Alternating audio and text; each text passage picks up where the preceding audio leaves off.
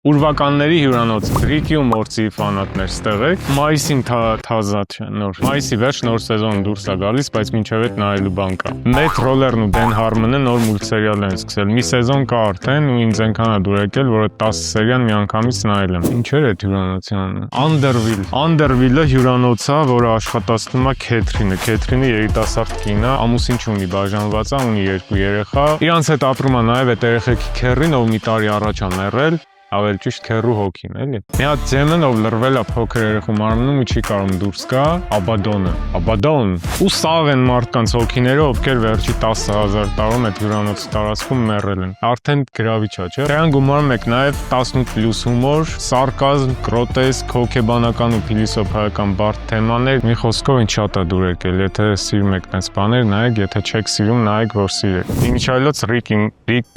Ռիկի Մորցի չեմ ուզում ասել։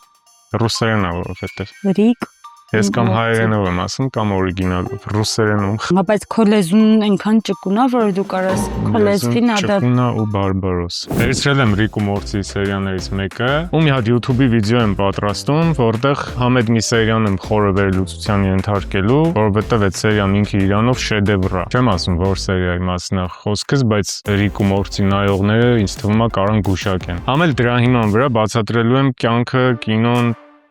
աշխարհի կառուցվածքը, ընդհանրապես ամեն ինչը։ Բայց մինչև այդ YouTube-ում մի հատ ուրիշ վիդեո է գալու։ Հեքիաթների, սարսափի ժանրի, սարսափ-հեքիաթների, ընդհանրապես այդ ամեն ինչի մասին է։ Դա մի քանի օրից կլինի։ Եկա բան պետք է նկարենք, ինչ մի քանի օր։ Չէ։ 2-ից մինչև 17 օր։ Շաբաթ։ Օր։ Դա։ Այսքան։